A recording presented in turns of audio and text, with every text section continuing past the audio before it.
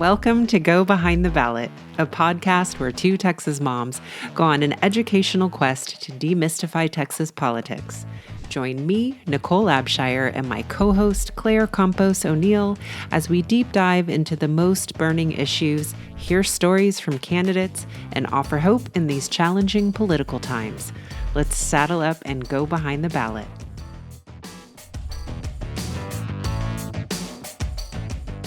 Hey everyone, welcome to Go Behind the Ballot. I'm Claire Campos O'Neill. And I am Nichole Abshire. And thank you for tuning in. So we teased this in an earlier episode, but to say it again, Nichole and I are going to be having a panel at South by Southwest in the civic engagement track. So if you're at South by Southwest, come see our panel. It's going to be March 13th from 11:30 to 12:30 at the Hilton in downtown Austin. And we're going to be talking about food insecurity in that panel. What are the causes? What are some of the solutions? And trying to get a real holistic understanding of this topic. So we invited one of our panelists to come onto the show and share more about her experience for those of you who are not going to be able to make it by South by, which we understand. This is actually our first time, confession. So we want to give you an insight into what that talk is going to look like. So we spoke with Lawson Picasso, and she is just, she's a firecracker. Like, she's amazing. She has a lived experience with living in her car, with experiencing food insecurity, which we talk about in the show. And now she is turning that into advocacy work to share her story to help let lawmakers know that component, that those folks need to be at the table shaping policy, because who knows better about how to solve this than those who've actually lived through it. So we are just really grateful for her time and for her being so honest about what it's like to live in such a precarious state. So Nichole, what did you think of this conversation? I mean, what an honor to get the chance to talk to her. She's fascinating. And she shares about her story so beautifully and so compellingly. So definitely, I think people will find so much that's interesting in this conversation. And I'm going to highlight again that we really want to emphasize that as often as possible, we hope to include people in conversations who have had real lived experiences with the things that we talk about. And so, Lawson really highlights that fact that is a necessity, that folks need to be able to advocate for themselves. And the folks who know best what they need are people who have had experiences that, we're trying to problem solve. So what an honor. I'm so grateful that she was willing to talk to us and that she shares so openly about her life experience. Yeah. Check this one out, y'all. Hey, everybody. We are here with Lawson Picasso, and we are so excited to chat with her to learn more about her story, the work she's doing, and to have a better understanding of food insecurity in Texas. So hello, Lawson. How are you? I'm good. Hello. It's good to be here. Yeah, we're really excited that we got put in touch with you and just to hear more about your lived experience and to have a better understanding of this big topic, because I think it's something that if you don't really deal with it, you don't think about. So we're always looking for topics that we can just really dig into and have a better holistic understanding of. So with that said, we always like to start at the beginning with our guests and get a little bit of their origin stories. So can you tell us, are you from Texas? Like, what was your upbringing like? Yes, so I am a Texan, born and raised. I've lived in every major city in Texas except for Dallas. So I've lived on the west side as far as El Paso, down south in the Valley, which is Edinburgh, Texas, Corpus Christi, Houston, did a stint in Austin. I currently reside in San Antonio, Texas, but a majority of my upbringing and my childhood is from a small town in South Texas called San Diego, Texas. So that's where I was born and was raised by a beautiful community of women. My grandmother and my mom raised me, and they both had neighbors on either side of them that were also women. So it was just like I was very much surrounded by these like very powerful, empowering women voices, always just kind of lifting me up and raising me. So very fortunate for that. Yeah. So the other thing we like to ask about is, since this is a political podcast, what was your experience regarding politics growing up? Was this something that your family was discussing or not as much?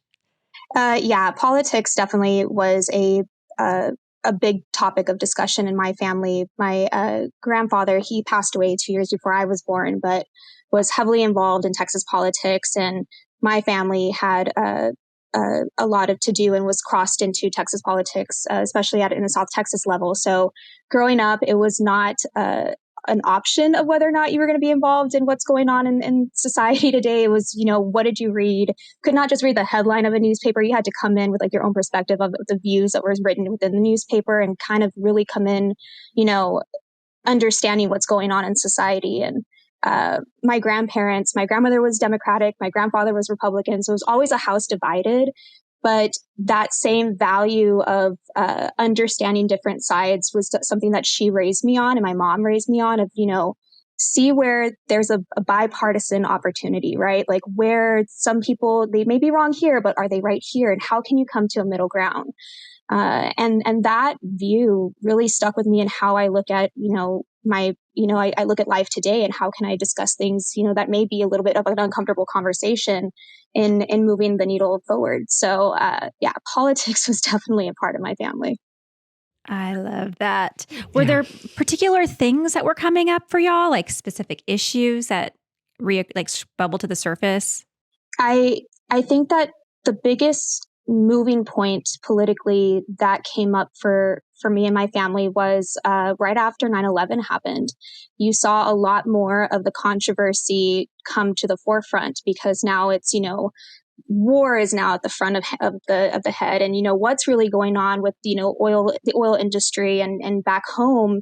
I always say the dirtier the truck, the bigger the house, because the oil industry really did support a lot of the households back home. I knew about Halliburton and what an Eagle Ford shale was before I think I knew about a lot of other things. And that really did shape my views as a child, understanding that there's an impact to the oil industry whenever we go to war and what that looks like. And then also understanding the political ties to oil and that looks like. And really realizing that some folks are playing checkers on a chessboard and some people really are a master class of playing chess. And who are those people and what are those conversations looking like? Again, my mom, she was a single mom. And so she had me and then she had my sister later on. And she also had a pre-existing condition. So I was fully aware what healthcare looked like in America and the impacts that can have on a single income household. And so it just, that for me, I think was my first shock into like, why can't you just go to the doctor or why can't insurance just be given? And why do you have to look at your medication and figure out, do I have enough to get me through the month? And why are these extra stresses coming in? Because for a kid, it seems so practical. Like, just get your medicine. That's what you got to do. You got to go to the doctor. Why can't you just go to the doctor? And, she was born with a congenital heart defect. So she had to drive to Houston, which for us about 6.5, 7 hour drive in order to get to her doctor. And it was not a matter of like, well, can't you just get a cardiologist that's closer? Her heart condition was so unique that there was only a handful of doctors in the world that could actually perform a surgery on her. So those were, some of the issues that definitely rose up for me. And I never understood. Moving around Texas, I saw different demographics of issues that impacted folks. So going from a small town where you're just seeing the economic impacts of an oil refinery, then you go to a big town where you see the environmental impacts of the oil field and refineries and what that looks like. And, then you see more of like, marginalized communities and different demographics. And I learned what poverty really looks like in a larger community, in a metropolitan city. That I had not been impacted before, and just also what racial demographics. Like this in South Texas, it was a primarily Hispanic town, and even in a primarily Hispanic town, I was too brown for my community, and I got picked on for my color of skin. But then going to Houston, I was completely welcomed by the Black community who taught me how to put oils and different things in my hair so I could manage it, which was completely abnormal for me because I'd never been exposed to that before. So I feel truly blessed that I didn't stay. My mom was kind of like, I have to go somewhere else. And we moved around as much as we did because it gave me so many different facets of this unorthodox diamond of perspective that I now carry with me in what I do today. That's so interesting. I also think there's something to say, applaud you for, which is feels like you have really unique powers of observation. I feel like you could put somebody So else early, in, right? yeah, these same set of circumstances, and they might just kind of be oblivious to what is happening and going on around them. So that's also, I think, something I hope you give yourself credit for, is just that you were paying attention, whether or not you knew how you were going to integrate all these things that you were seeing around you at the time. You had a consciousness that I think is really, really fascinating. And it's awesome to see how you've used those experiences to shape how you view the world now. It's pretty amazing. Yeah. And it sounds like you were doing this really early in your life. And that's also impressive. I feel like Nichole and I are like, something's not right here. A little later in life, but that's okay. 100%. Well, and I was thinking too about how it sounds like you were like relatively politically awakened pretty early. And I and my family, for sure, we just don't do uncomfortable things. That's just kind of the family culture. And so, I also think it's just really interesting that you came from a family where you sort of do the opposite. It sounds like it's like, no, we steer into these things and we talk about them, and you have to have a perspective and justify that perspective. I think that's such good. I'm thinking of it in the raising of my own children.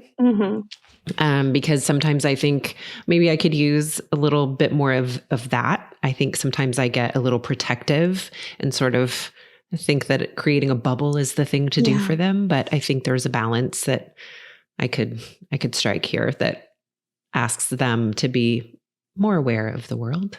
So anyway, this is great. I'm getting great takeaways already.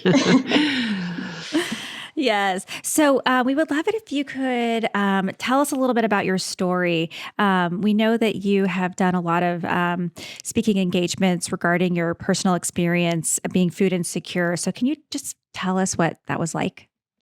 Yeah, absolutely. And it's funny because many years of therapy and understanding myself and having more of a self-awareness to what, like, oh my God, that was a traumatic situation. And I was definitely reacting to suppressing a lot of these issues. I've learned a lot about myself in those circumstances, and having had these lived experiences. And I call it a tale, like it's a tale of two cities, right? It's the best of times and it's the worst of times. And of all the books that I read in high school, never once was I going to say that that would be the book that I resonated with the most in life. I never thought about that. And I didn't realize, and kudos to my mom, for not making a poor situation feel that way. As I mentioned, I lived in Houston for a minute. And at that point, my mom was in between jobs. She'd just gotten married, and there were 3 girls and then 2 parents and 2 dogs living in a 2-bedroom apartment on a not so great part of Houston. And I now look at a pork chop and I can't eat it to save my life, because that's what was the cheapest and what we ate a lot of. And I never thought of that being like a food insecurity of, we don't have a well-balanced diet because we can't afford a well-balanced diet. And there were times where I saw my mom cry, but she didn't necessarily give us insight as to why she was crying, but it was because she was trying to keep the lights on while also putting food on the table, and then trying to get Christmas gifts and birthday gifts and make sure you have an experience and make sure your life is like, you don't feel like you're being depriving your kid of a life, which was a very different experience when living with my mom than going back to San Diego and living with my grandmother, who just gave me everything and always opened the doors of opportunity for me. And seeing that perspective and just never really having a grasp of it until I became an adult and was 20 years old and had followed a boy to San Antonio. And it truly felt like overnight went from having some stability, living in an apartment, everything was good, and then just getting the message of, hey, it's not working out and I'm going back home. Sorry to do this to you. And then feeling like you had nothing. And that's exactly what happened. Was I had absolutely nothing. Ability to have any type of housing, that went away. I didn't have a car. So here I am now at 20, looking at a ring that my grandmother gave me and was like, in case of emergencies, you use this ring and you pawn it to get whatever you need. And I'm now here in an emergency having to pawn it to put a down payment on a 2008 84,000 plus mile Dodge Neon that I had to purchase. Like I got into like a payment agreement with them, but had to put a down payment on that with a mom and pop shop on down here in San Antonio, and it was that situation where I'm now in a car and I'm thinking like, okay, great. Like I have a door. And now it's like, what's next? And then realizing like you only have like $20 to your name at this point. Like, what are you going to do? Like, what are you going to do? And I'm looking over my passenger side and I had my sweet baby, Chihuahua Rue. And it was just her and I. And we were just like looking at each other like, all right, well, what's next? And had to really hustle. And so I got a job waitressing and I worked at Hooters and I made a community of friends there and really, worked my personality and my love for sports and was able to make good tips off of that and had to really save all my acorns and figure things out. But that took time. And I remember, again, looking at whatever dollars I had and thinking, do I get gas to go to work? Or do I get food to feed me and my dog? And my dog and I usually lived off of the dollar menu at McDonald's.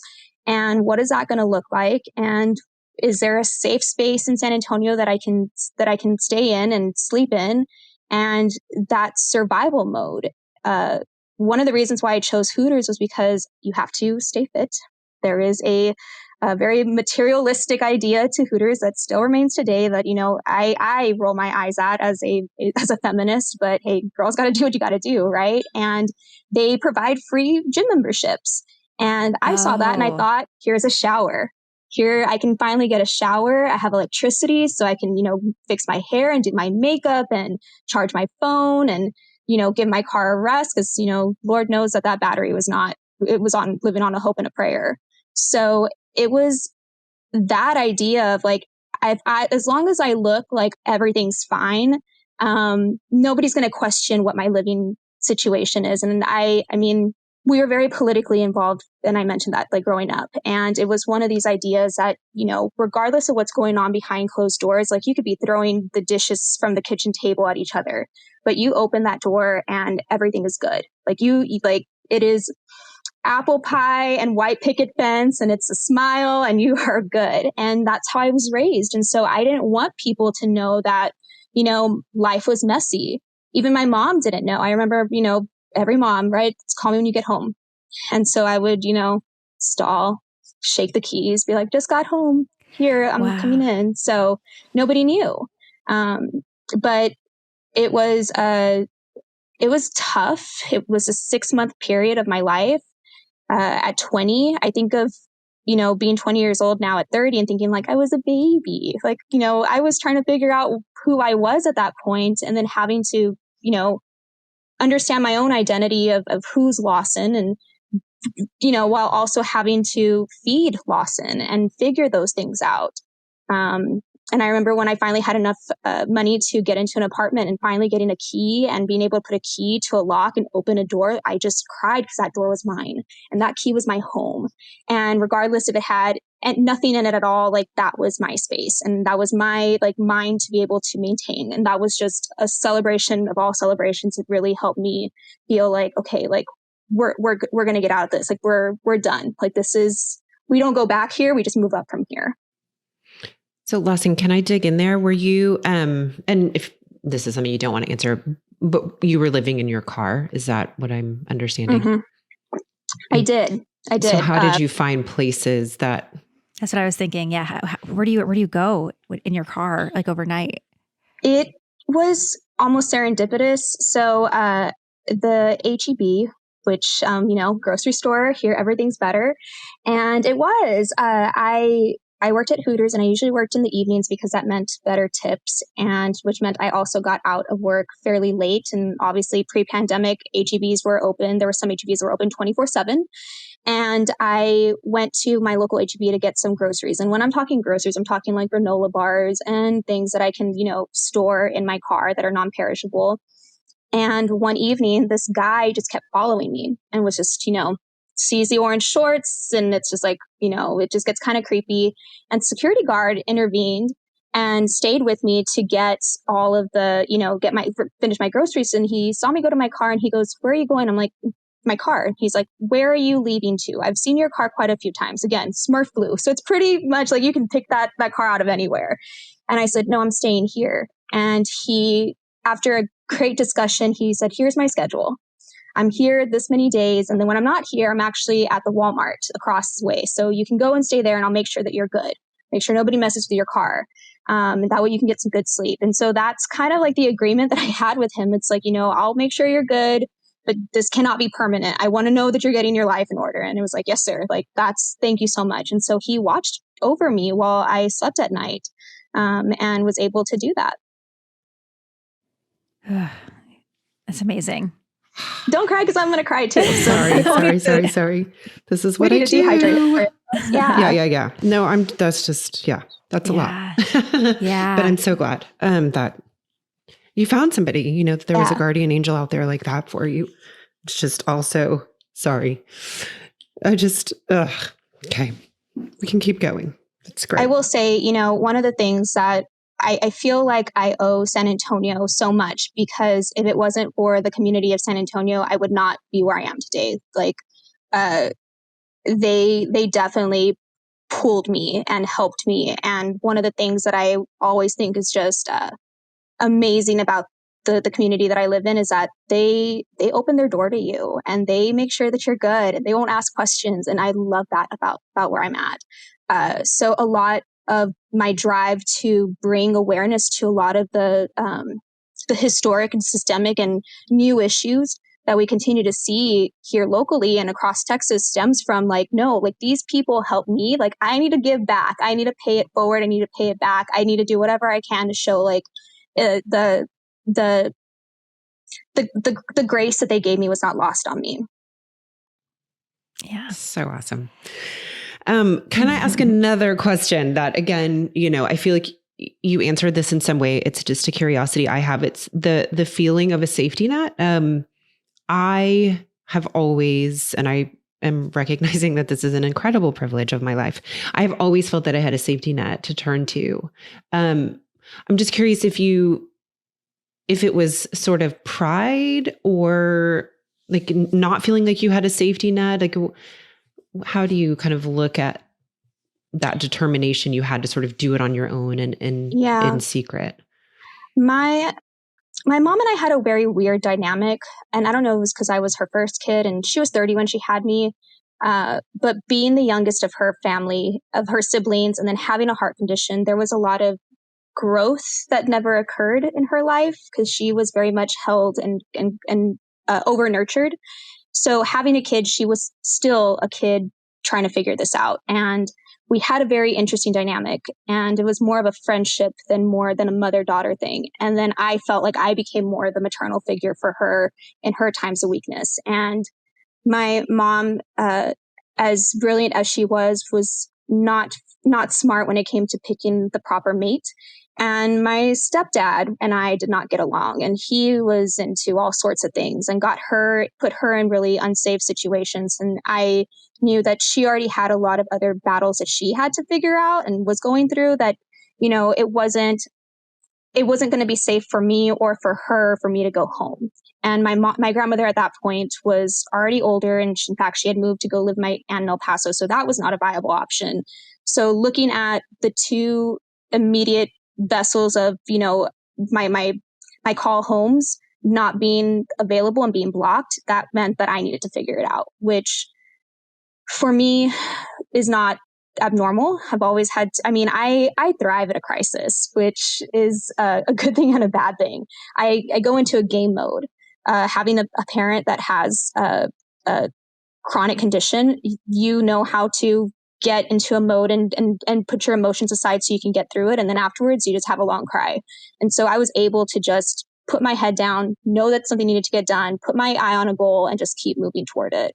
And going home was just not an option. I think I just maybe wanted to highlight some of what you just said, because I think so much of what we're hoping to do here is really shed a light on the truth of a lot of these situations, what it's like to live in precarity, what it's like to live food insecure, what it's like to live, in if not in poverty, like in proximity to poverty. And I think that a lot of people might think that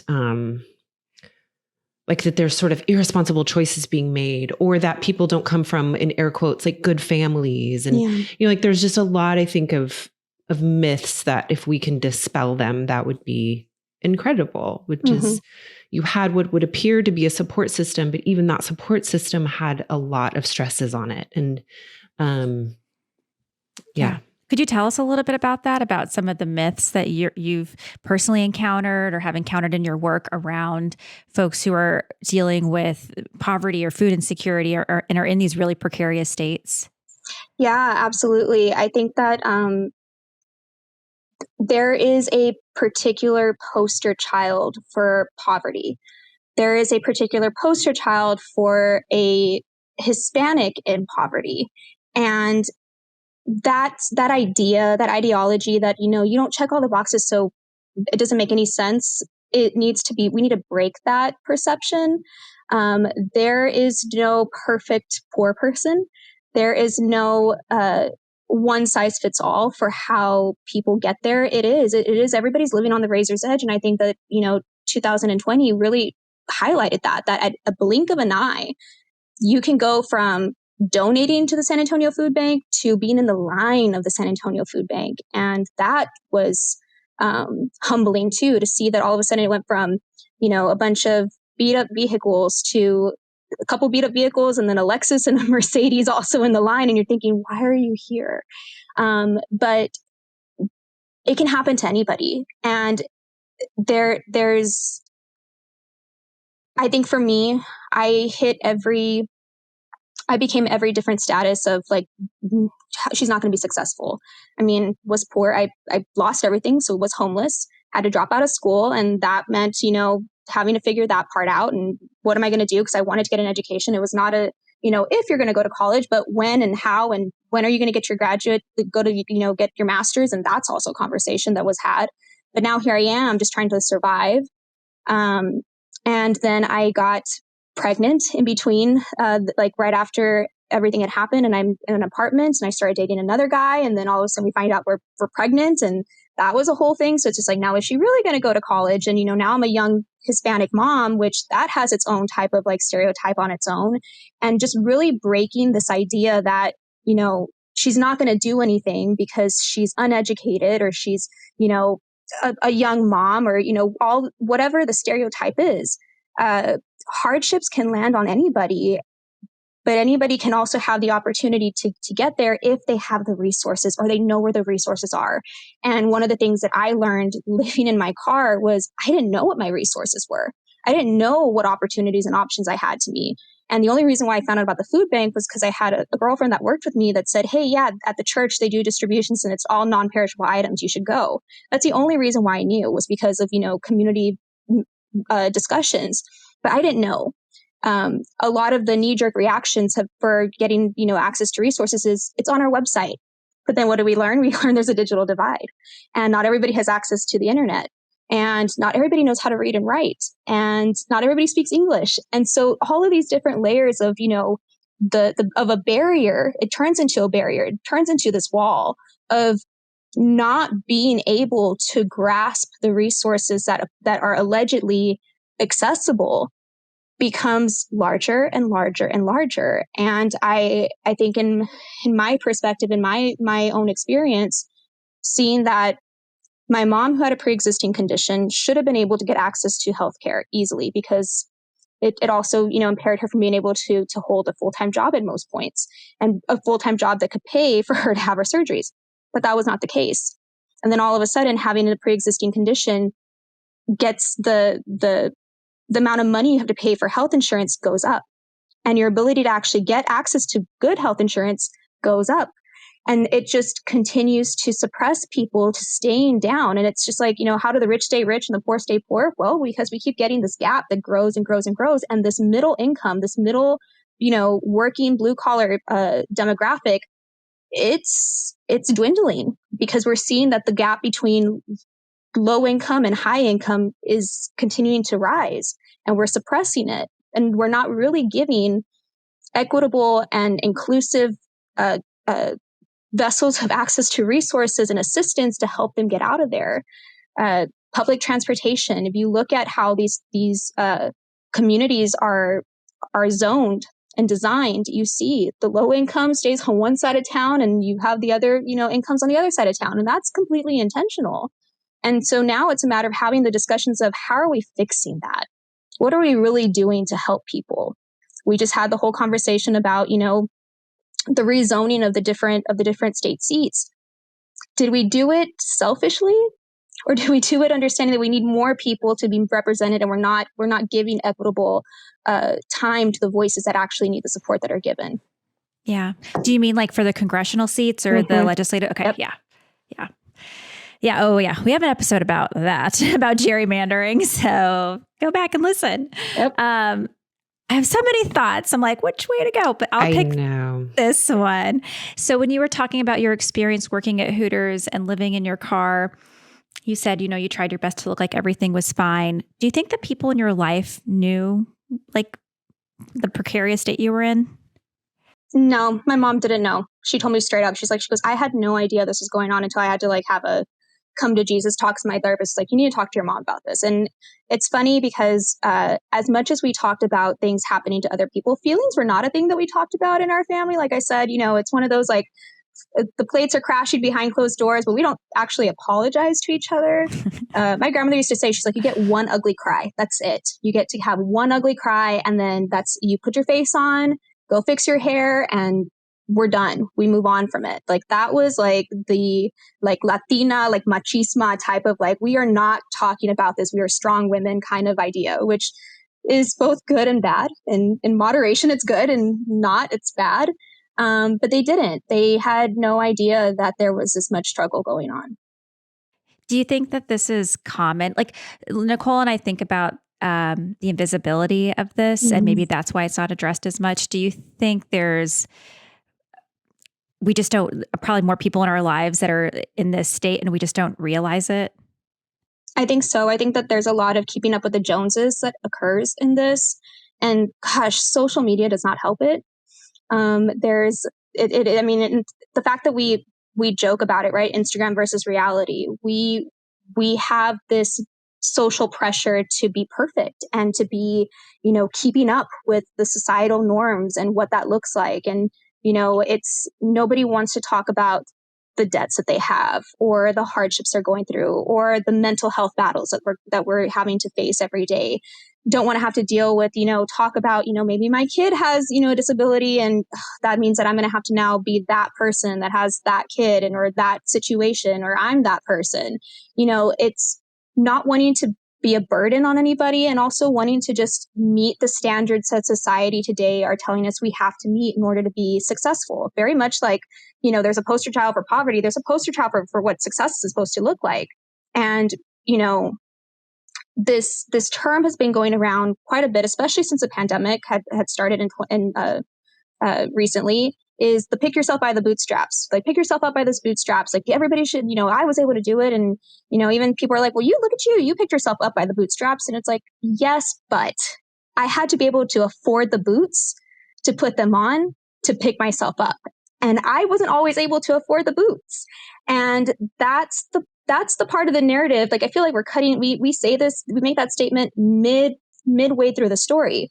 There was a purchasing of those boots. There was being able to acquire the boots in order to pick ourselves up. We didn't get there overnight. That was not an overnight thing. And not everybody has access to the boots. And we need to understand, well, if you don't have access to it, what are we doing wrong? How can we get you access to that? But nobody sees that. Nobody knows. And then, asking for help was not something that was impressed on me as a child. You didn't ask for help from other people. That was not we'll figure it out. Don't worry about it. We'll always figure it out. So that kind of being raised in that type of environment, and a lot of folks are, it definitely suppresses the awareness of knowing what's going on with other people. Yeah, I just want to share something I found. I think it was maybe on the Feeding Texas website that said around 37 million Americans are food insecure, which is 1 in 10 Americans. Mm-hmm. And in Texas, I think it's 1 in 8. So if you have 8 people, one of them is food insecure, which is a huge percentage of the population. And then I'm just like, if so many people are dealing with this, why don't we feel the urgency to help them get out of that situation? So why do you think that's the case? I think with a lot of different issues that are going on, it's the question of, do we have the right people at the table to discuss this? Everybody wants to cut the ribbon and be the hero, but do we have the right people at the table? And I mean, I had the opportunity, and Feeding America gave me the opportunity to go to the White House and go to the conference for the hunger, health, and nutrition. And a lot of us left there feeling like, were we just a box that got checked off to say that you had folks here with lived experiences? How much of what we're actually seeing today is going to actually be incorporated? The input that we're giving, does it really matter? Because the day before the conference, they released a strategic plan. So it was a matter of before they talk to you? Yeah. Oh, gosh. So it was like, we have the strategic plan, but we want you all to come here to this conference to talk about the strategic plan. I'm like, and then you look at it, I'm like, this isn't a plan. This is a vision. There's no action. There's no benchmarks to actually go into. What are we going to look at? How are we going to be, really measuring the metrics of what you guys are saying your goals and your visions and your opportunities are? It's not realistic. It's very lightly written. And I think that's what it is today. We have a lot of policies and a lot of programs that are being created by folks that don't have a hand or a heartbeat on what's going on right now. And, we're bringing in people that do at the very tail end when things are already being done and we're just ready to hit the button to press go. We're seeing this backwards when we should have folks at the very beginning of it. Another theme that Claire and I have, talked about a lot kind of off mic, is saviorism, and sort of that kind of feels like what you're talking about. There's this real desire, I guess, to be the savior, but in ways that aren't addressing the systemic issues that we're talking about. It feels very vain to me. Yeah. It feels like it is a real chance for people to pat themselves on the back for being so, giving and kind and philanthropic. But in reality, we're just perpetuating the same issues again and again and again and again. And so I find myself frustrated the more I read, the more I hear, the more I'm listening to your experiences like this.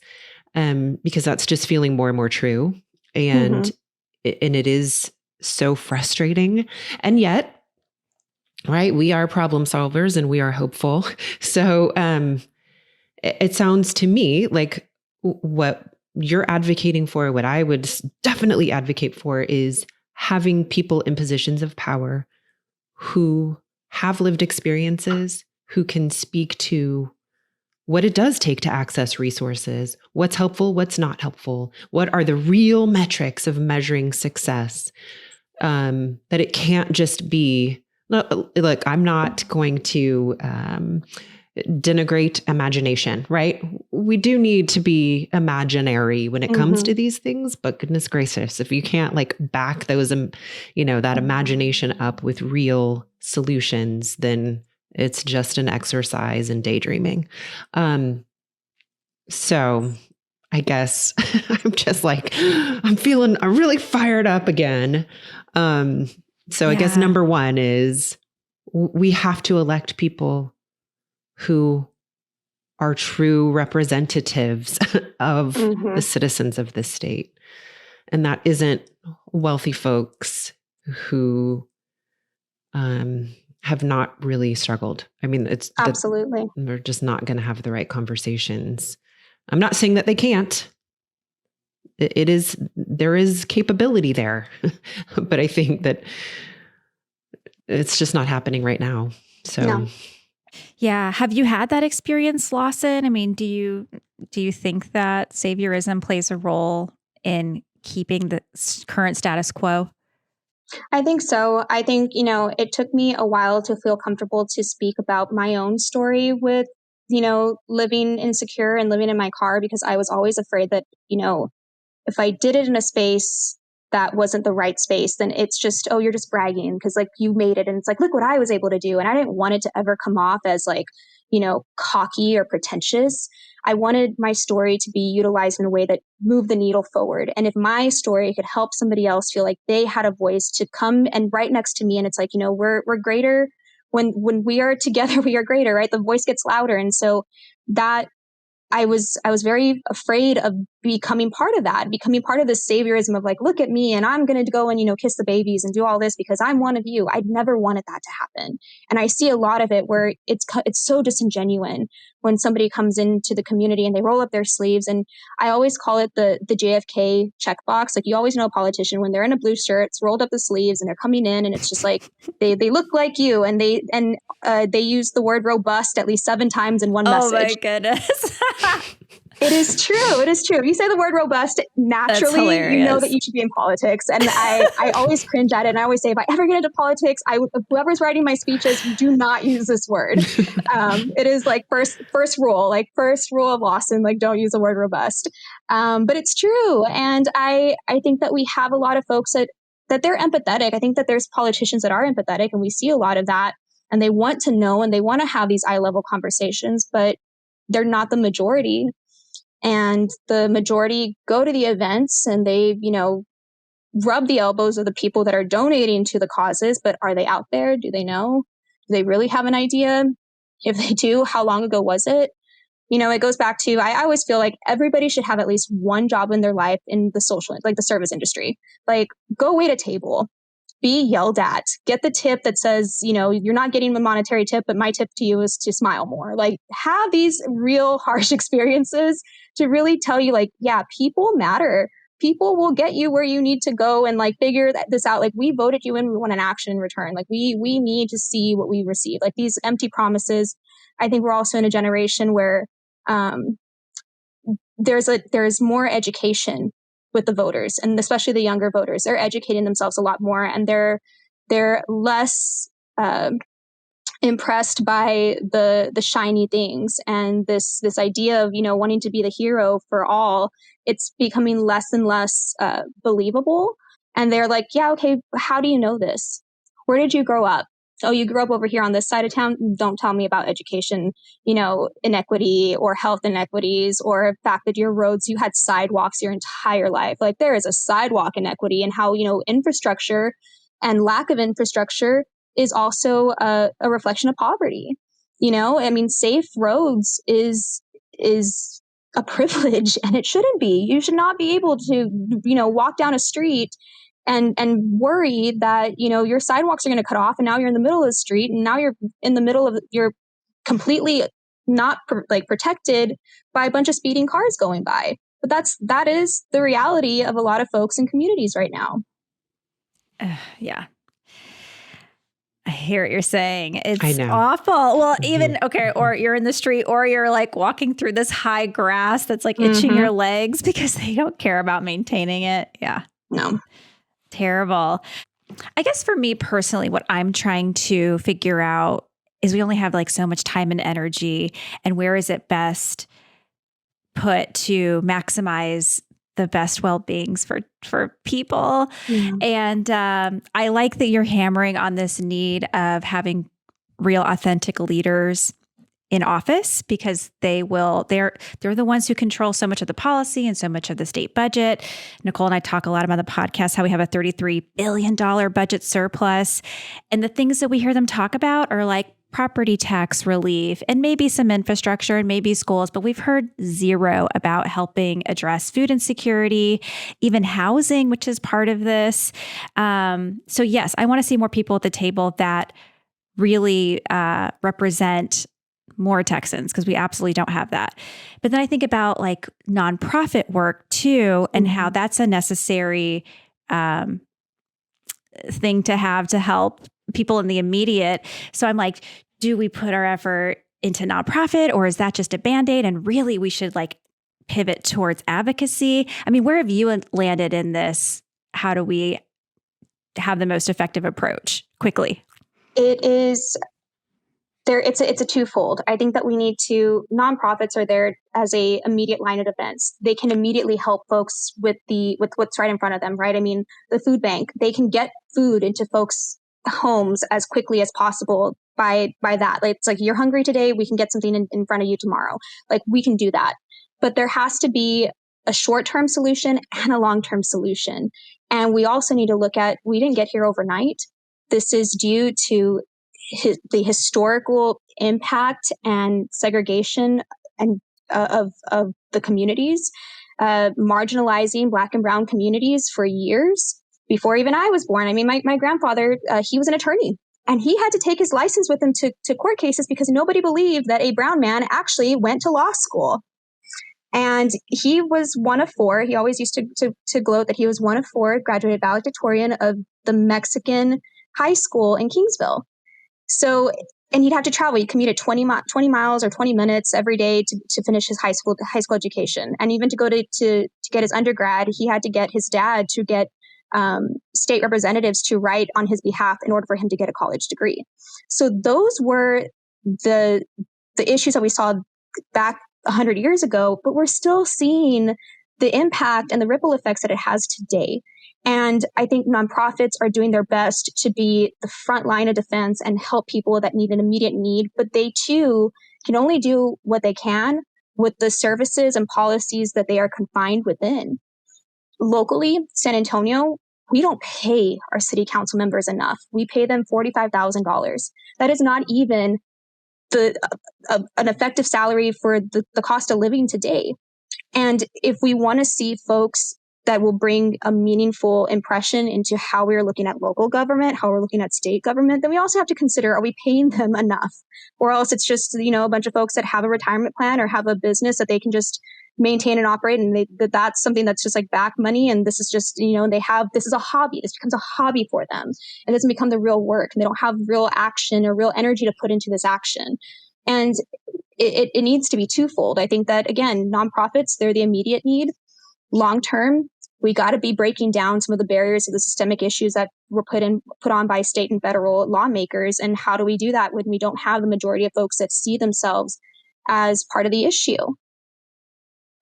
Yeah, we talk about that too a lot on the podcast, how so many of these positions of power, of public service, pay like nothing. I mean, some not zero. Like if you are a state board of education member, you don't make any money. Yeah. If you're a state representative, you make $7,200 a year and sometimes like a little stipend, but that's still not a lot. And I just learned this weekend, and it's different state by state, but in New Mexico, their state reps make nothing. They don't have staff. And a friend of mine was using this new term called modernizing the public office so that they are making a real wage, a livable wage. And then, like you're saying, you get different people who can step up, because if you can't afford to not go without an income, who are you going to get in these offices? Exactly. Yeah. Yeah. So here, yes, we were very aware of those problems. Oh boy. I know. Right, Yep. This is what happens to me always at this point in every podcast. I'm like, my brain is firing on like every cylinder. Burr, burr, burr, burr.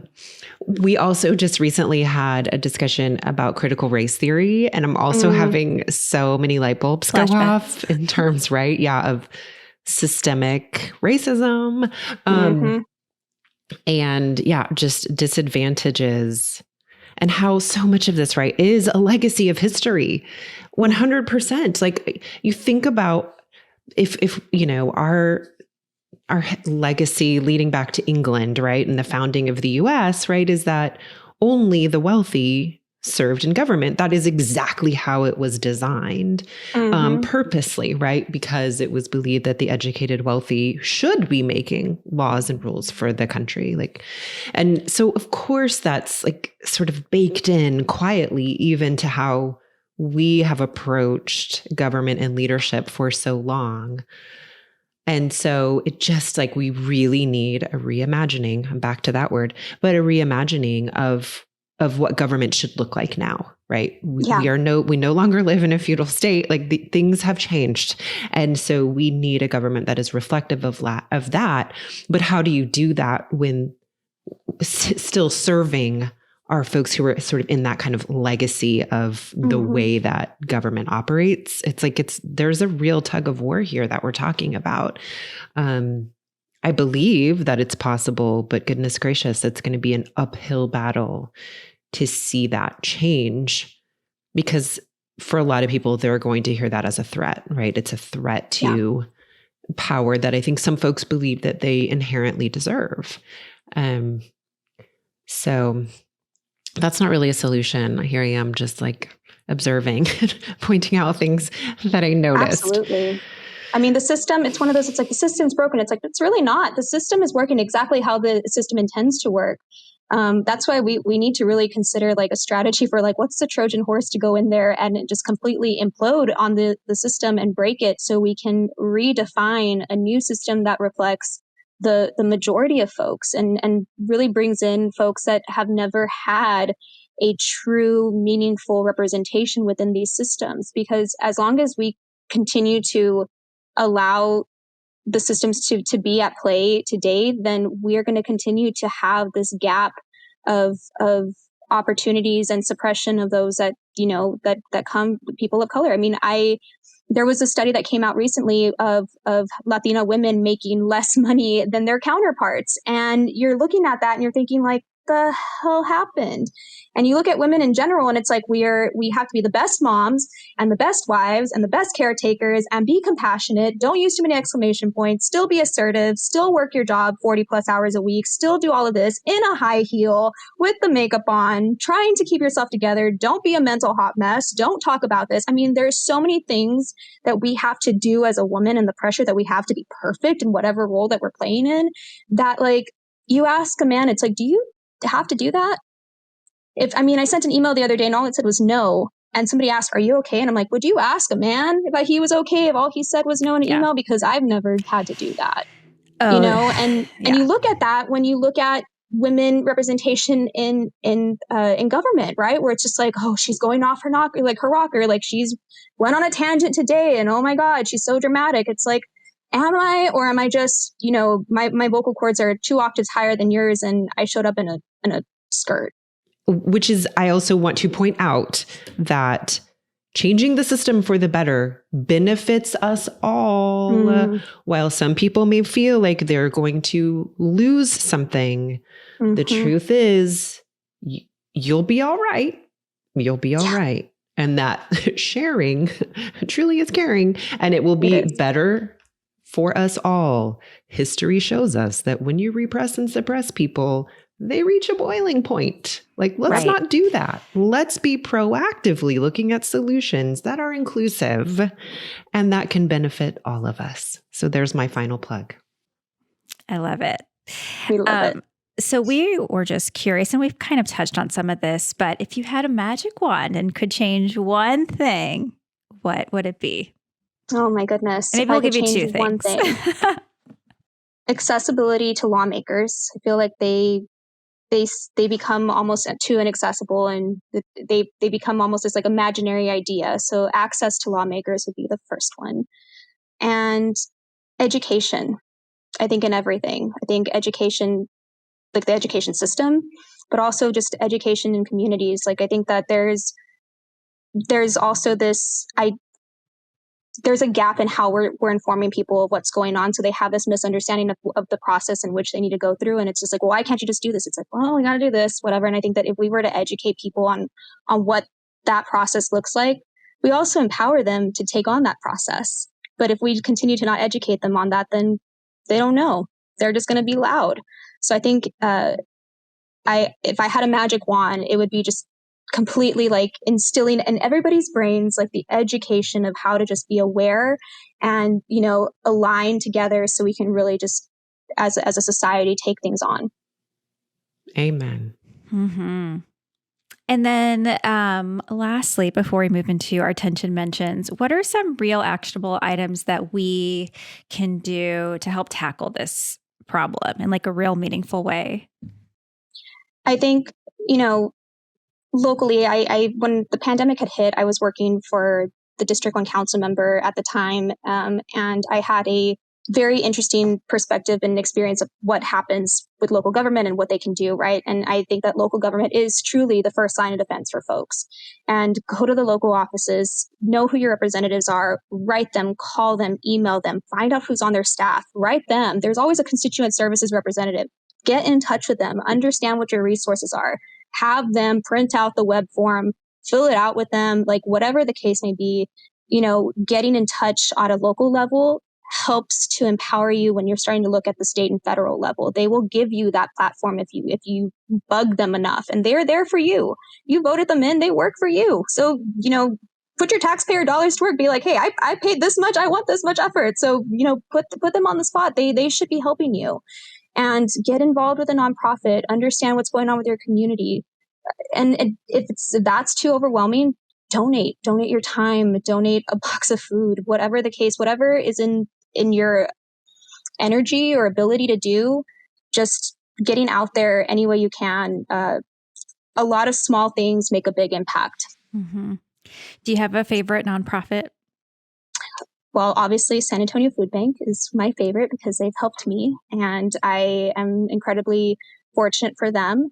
And so I'd have to say that because not only do they feed you with food, they've also they feed you with education for financial education and being able to get access to housing and different things like that. And they are definitely a vessel of different resources, and I am incredibly grateful for them. I want to point out too that you were just consistent, like your magic wand plus what you just talked about that's actionable, which is like access lawmakers and educate. Mm-hmm. Right? Educate yourself, educate others. So it's like, I'm like, okay, I got my two things now. If I'm going to be consistent with those, access power, like do that because they should hear from us, and educate. Yep. Educate myself, educate the folks around me, and then serve. You also said serve. So, okay.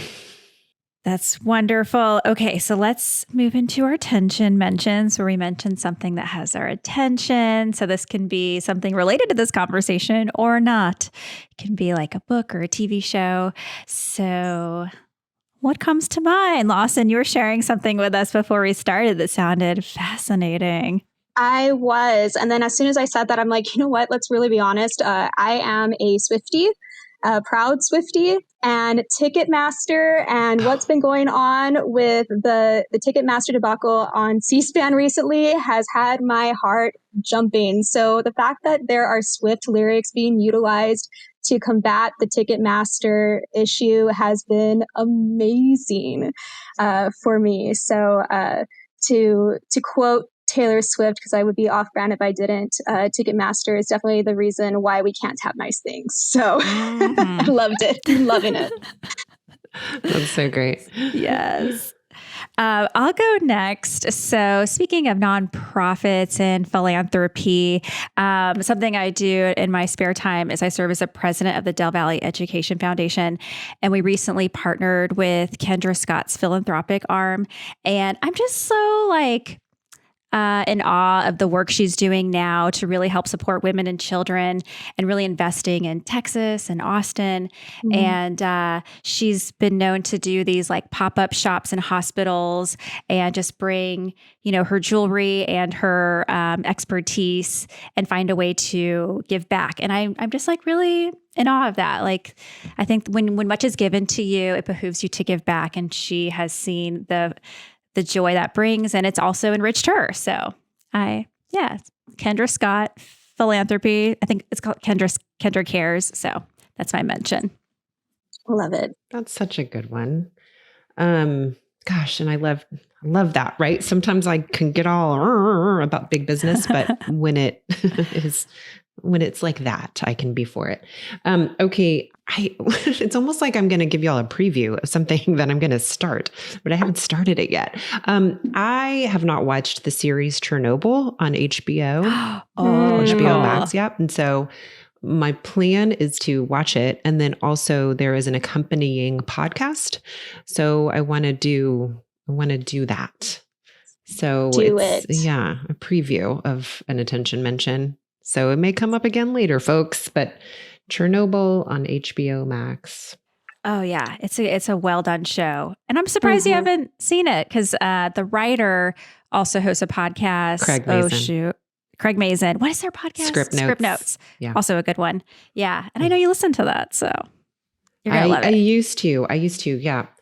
Well, and for me, here's another confession. Sometimes shows like that I know are going to be really good, and also like you can't turn away. You know what I mean? It's like it's the real deal. I have to be careful how much of that I consume because it will really get in my head. So I think that's where that caution came from. But it's time. Yeah. Well, let us know what you think. I will. I'll let you know. All right. Yeah. Well, thank you, Lawson, for sharing your story and helping us understand more of the systemic causes of food insecurity and poverty and some ideas on how we can help correct this ship and make things better for more Texans. So thank you so much. We appreciate it. Yeah, thank you guys for having me. It's been an honor. Thank you, everybody, for joining me, Nichole Abshire, and my co-host, Claire Campos O'Neill, on Go Behind the Ballot. Hopefully, we've demystified some little portion of Texas politics, and we hope that you'll do more with us. Check out our website at www.gobehindtheballot.com, where you'll find links to all of our social media, and you will find our community. Let's join together and do more. We hope you'll let us know what is working, and we hope you'll join us next week. Thanks, everybody, and have a good one.